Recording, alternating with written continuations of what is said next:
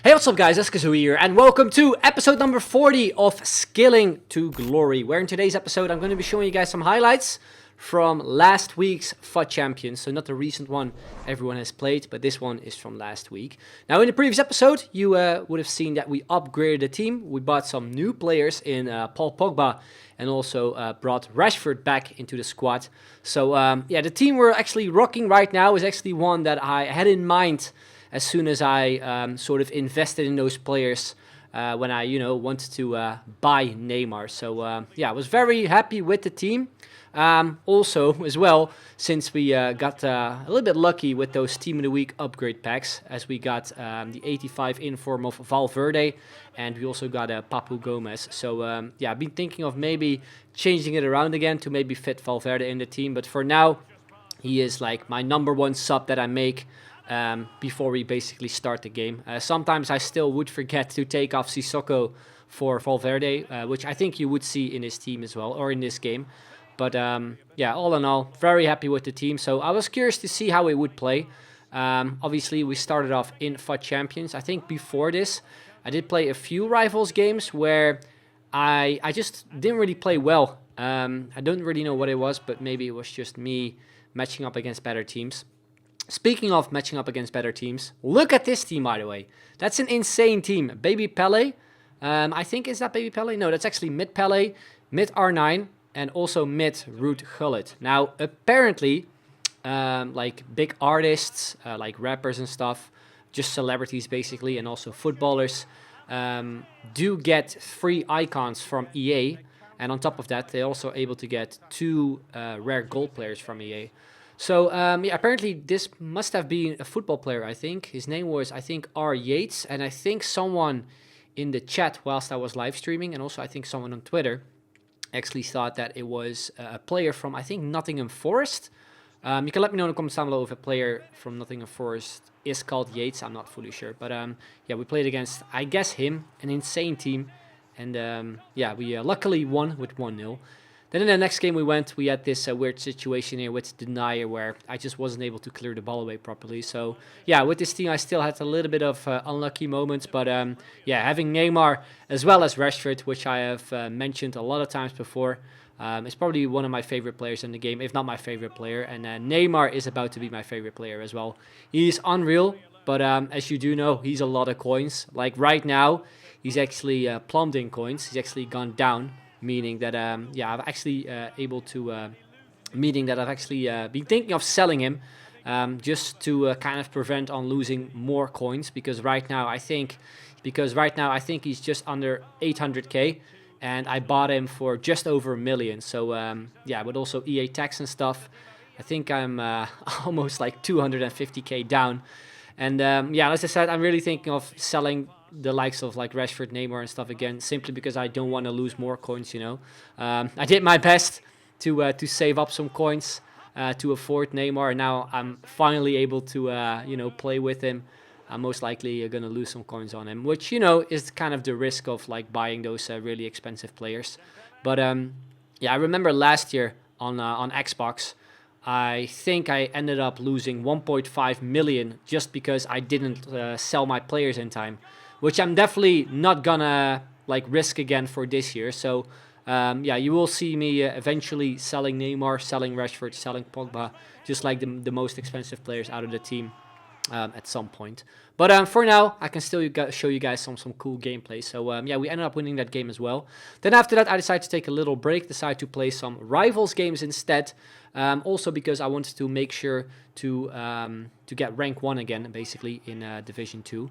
And yeah, I think we needed to only win 2 more games, which actually took me a little while. So you can see a little bit of a compilation with some of the better goals I did score in those games. I think I played like 4 to 5 matches, and I only ended up winning 2 of them. I feel, anyway, this year that Rivals is just a lot harder. I could be wrong, but I think last year that wasn't really the case.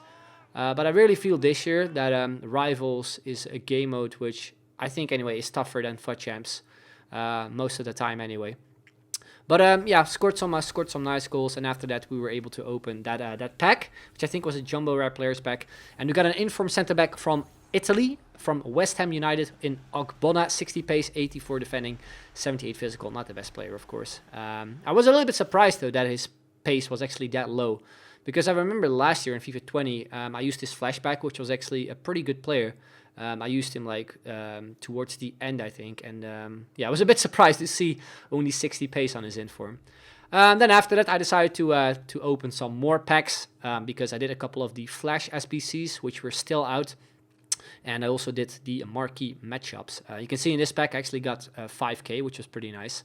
But all in all, the packs weren't really the best. Although I have to say though, like usually with marquee matchups, you can let me know in the comments down below if it's the same for you guys actually. Whenever I do the marquee matchups, I'm always guaranteed of one walkout. I don't know what it is, but it happens every single time. And the same thing happened here again. We got a walkout, which was 87 rated actually. An Italian center back. You of course know who it is. It is going to be 𝐻𝐤𝐤𝐞 𝐒𝐮𝐤𝐞.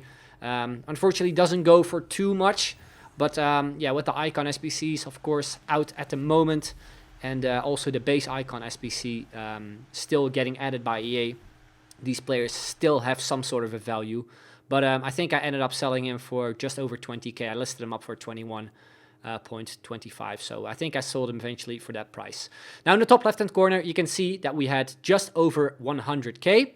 That was also because I did get Timo Werner in one of the rare player picks SBCs, which I unfortunately forgot to record, so I was able to sell him instantly for I think 100k. And yeah, after that I decided to actually upgrade the team a little bit. I was looking at some of the positions, and I thought that that getting in for Memphis Depay back in the squad again was the most, I guess, the safest option as well. I would have liked to go with maybe Di Maria, the rule breaker one, which I will probably get at some point. But yeah, unfortunately, we weren't able to buy him just yet, as I think at the time he was like 300k or over 300k. So I went with Inform Depay, and all in all, the team just looked amazing. So yeah, we sold the regular version, which for me anyway has been amazing. I did get a couple of questions of you guys asking me if there was like a huge difference between the regular Memphis and also the Inform. And in all fairness, I don't really think there is a big difference. Now, you do know that Memphis does have a Moments version as well, which I think got released the day after I bought his Inform. So yeah, I've said it a few times already, I think, in these episodes, that I'm usually pretty bad at timing when I'm buying players, because I think the next day the Depay actually would drop like significantly, like I think 30 to 35k. So yeah, I still did play a couple of games with him, and of course he's one of my favorite players this year as well. A lot of people actually don't really like his build, which I can understand because he's a bit bulky. But yeah, for me, he just scores for fun, man. With his weak foot, which is 3 stars, but also with his stronger foot, very good player in my eyes. So yeah, if you are able to fit him into a team, which is a bit tricky, then definitely give him a try. Because I think anyway, if that version of Depay was in the Premier League, he probably would be close to 100k, and I'm just talking about the 85 rated version. But anyway, in this game you can see I decided to also play another Rivals game.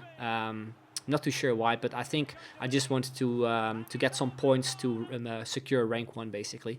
So after that we went into FUT Champs again. I think at this point my record was either 4 wins or 3 wins. I think 4 wins actually.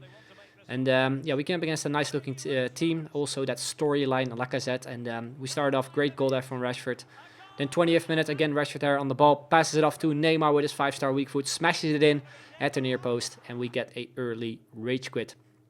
The next game we go up against a nice looking team once again, 2 reds in Watkins, which is also a striker I usually have some problems against when I face him. He's just one of those players, I don't know what it is, but this year there are a fair few, like, just, I wouldn't say low-rated players, but players you wouldn't expect to be like that amazing, that are really causing some problems for me.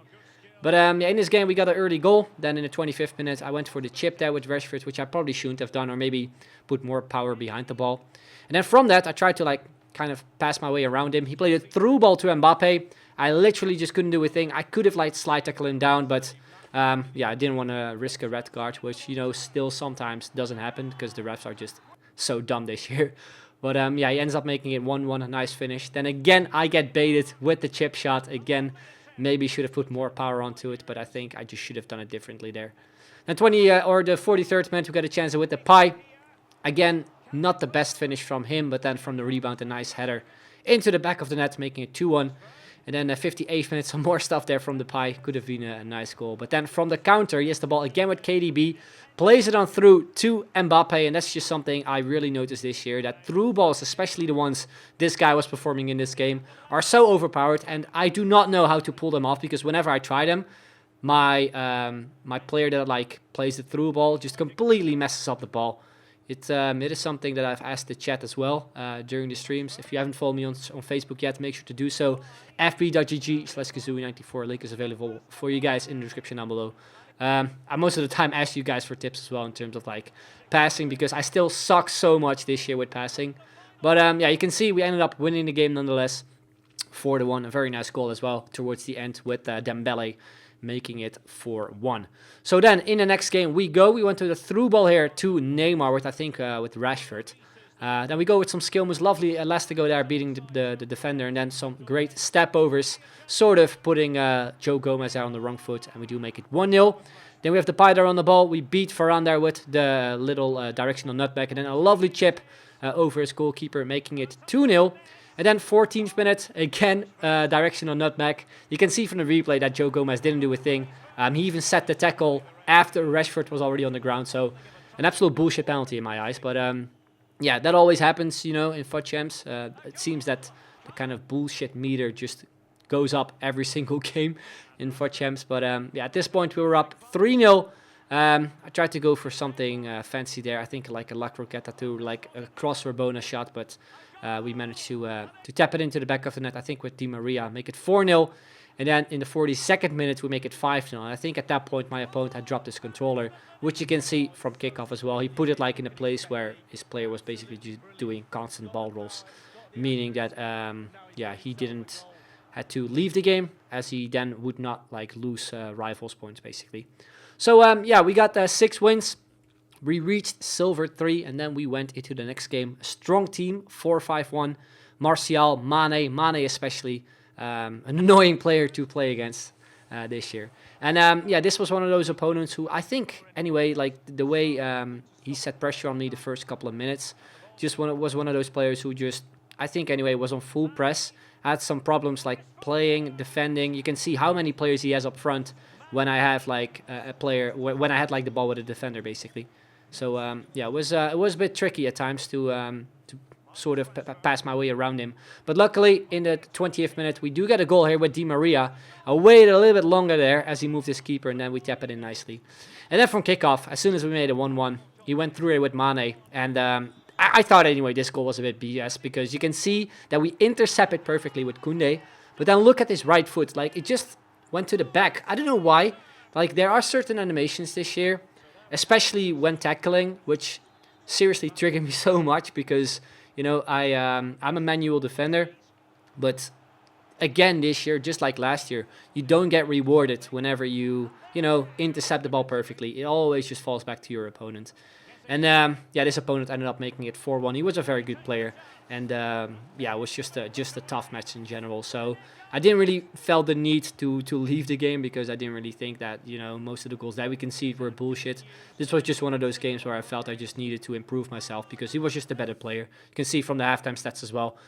We did make it 4-2 though before halftime, but then in the second half he plays a through ball here to Atal, where I went with a slide tackle because I thought he was gonna like cross it, but I ended up tackling him down, even though he already had like crossed the ball to someone in the box. And yeah, he makes it 5-2 from the penalty area. Then the 73rd minute, we went through here with Saint-Maximin, where we then pass it off to Rashford. A nice touch there, actually, to beat Varane, where we do make it 5-3. Get a goal back, but then 78th minute, he gets himself another goal. Some bad placement there from my defenders. I think Koundé there was completely out of position. And yeah, 6-3 it was. And then towards the end, we do get another penalty. Again, it is Gomez there who makes the foul. And yeah, we do make it 6-4. So a lot of goals. We sort of got back into the game. So I was a bit annoyed at the end that we weren't able to, you know, drag it into extra time. But I think all in all, it was a fair win for my opponent. So at this time, it was 6-1 with our record. Then we came up against a very strong team as well. Neymar, Mbappe, just a very strong team. And we scored a bit of a bullshit goal, a rebound goal there with, I think, Rashford. And we make it 1-0. And then again, just like a few games prior, one of those through balls, which legitimately just annoy me so much. like you can see from this guy's playstyle as well, is that he just waits until Mbappe makes a run, passes it completely behind my defense, and it happened twice in this match where I just couldn't do a thing. I could have obviously tackled him down, like I said previously, but I don't want to risk a red card, and also, yeah, I just don't like doing it, basically. So, yeah, 2-1 down, then 3-1 down after a perfect interception again from Denier, and I just couldn't be bothered. I think this was on Saturday evening as well.